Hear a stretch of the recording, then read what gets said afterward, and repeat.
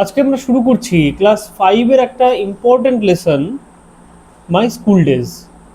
My school days একটা autobiography অর্থাৎ আত্মজীবনী। কার আত্মজীবনী?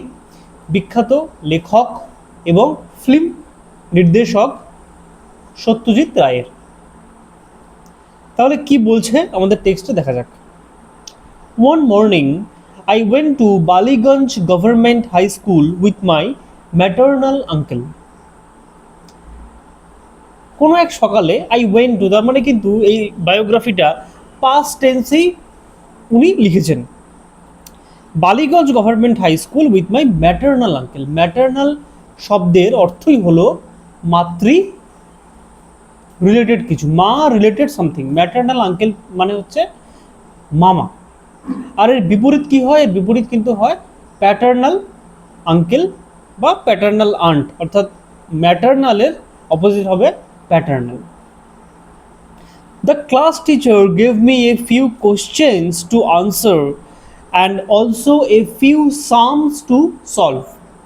Class teacher gave me, এখানেও কিন্তু আবার past tense এর একটা ব্যবহার আমরা দেখলাম। gave me উনি ব্যবহার করেছেন। a few questions, কিছু প্রশ্ন, to answer তার উত্তর করার জন্য, and also a few sums to solve, এবং কিছু অঙ্ক আমাকে দিয়েছেন, কিছু সমস্যা দিয়েছেন সলভ করার জন্য। I wrote the answers, আমি উত্তরগুলো লিখেছিলাম। solved the sums and showed them to the teacher, এবং অঙ্কগুলো সলভ করে, অঙ্কগুলো সমাধান করে টিচারকে দেখিয়েছিলাম, প্রদর্শন করেছিলাম। showed. He went through the answers and noted. He went through মানে চেক করা, আমরা যেটাকে বলি খাতা চেক করা, ঠিক তাই। and noted মানে বোঝায় মাথা নাড়া, সম্মতিসূচকভাবে মাথা নাড়া। ওকে, এরকম একটা গেস্টার করে, এটাকে বলা হয় noted. His gesture indicated that my answers were correct and thus I was admitted to the school. তার এই গেস্টার, তার এই অঙ্গভঙ্গি ইন্ডিকেটেড দ্যাট, এটা ইন্ডিকেট করেছিল, এটা বুঝিয়েছিল মাই আনসার্স ওয়ার কারেক্ট, আমার উত্তরগুলো সঠিক ছিল। অ্যান্ড দাস, এবং এভাবেই, এবং ফলত I was admitted to the school, আমি স্কুলে অ্যাডমিটেড হলাম, স্কুলে আমি ভর্তি হয়ে গেলাম। নেক্সট প্যারায় বলছে Ballygunge government high school was on the eastern side of the Beltala road police station. তাহলে বেলতলা রোড পুলিশ স্টেশনের পূর্ব দিকে বালিগঞ্জ গভর্নমেন্ট হাই স্কুলটি অবস্থিত। The southern part of the school was our playground. স্কুলটির যে সাউদার্ন পার্ট, অর্থাৎ স্কুলটির যে দক্ষিণ অংশ, সেটা ছিল আমাদের খেলার জায়গা। ইট ওয়াজ সারাউন্ডেড বাই এ লফটি ওয়াল, এবং এই স্কুলের দক্ষিণ প্রান্তটা কি দিয়ে ঘেরা ছিল? সারাউন্ডেড মানে হচ্ছে ঘিরে থাকা, surrounded by a lofty wall. Lofty মানে বোঝাচ্ছে উঁচু দেওয়াল। এই যে এই লাইনটা কিন্তু লেখক দেখো প্যাসিভ ভয়েস ইউজ করে লিখেছে। তোমরা যারা ভয়েস চেঞ্জের ব্যবহার জানো তারা বুঝতে পেরেছো কোনটা অ্যাক্টিভ ভয়েস, কোনটা passive voice. When seen from above, যদি ওপর থেকে স্কুলটা দেখা যায়, the school looked like the English letter T.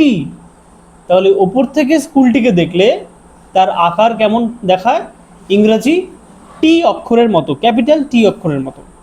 The vertical part of the T was the hall of the school and the horizontal part of the letter was formed by the row of classrooms. তাহলে vertical part of the টি, তার মানে একটা টি যদি আমরা কল্পনা করি, টি এর যে vertical part অর্থাৎ লম্বা যে জায়গাটা, সেটা হচ্ছে স্কুলের হলঘর, এবং যে হরাইজন্টাল পার্ট, হরাইজন মানে কি বোঝায় বলো তো? দিগন্ত রেখা। অর্থাৎ ধরো তোমরা যদি কেউ কোনো নদী বা সমুদ্রে যাও, তো তার যে শেষ প্রান্তটা, মানে মনে হয় না আকাশের সঙ্গে সমুদ্র মিশে গেছে, আরেকটা লাইন ধরে একটা রেখার মতো চলে গেছে, ওটাকেই বলা হয় হরাইজন লাইন। তাহলে সেই হরাইজন পার্ট, অর্থাৎ যেভাবে সমান্তরালভাবে যে লাইনটি গেছে টি এর, সেটা সেখানে থাকে সমস্ত ক্লাসরুমগুলো।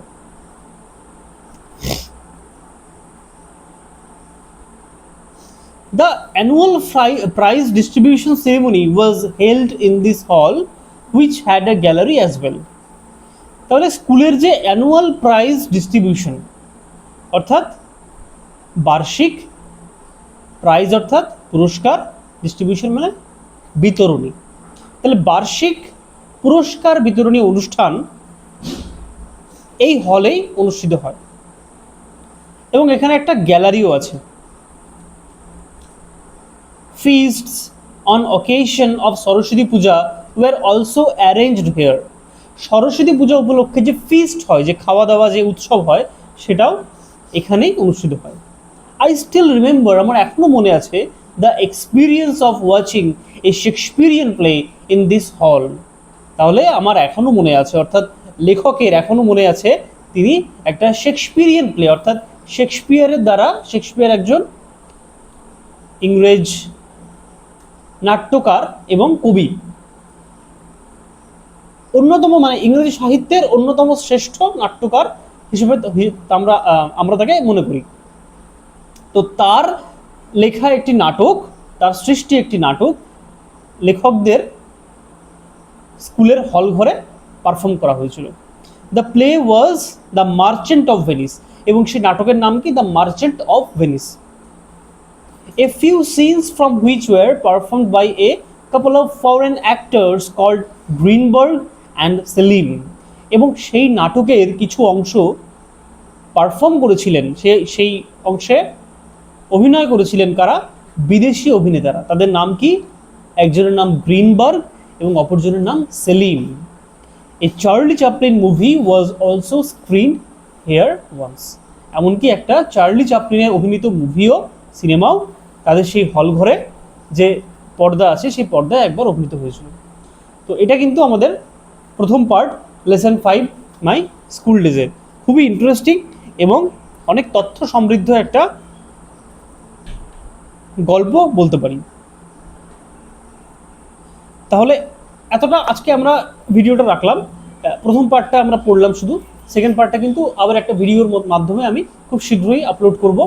সবাই জানিও এই ক্লাসটা তোমাদের কেমন লেগেছে।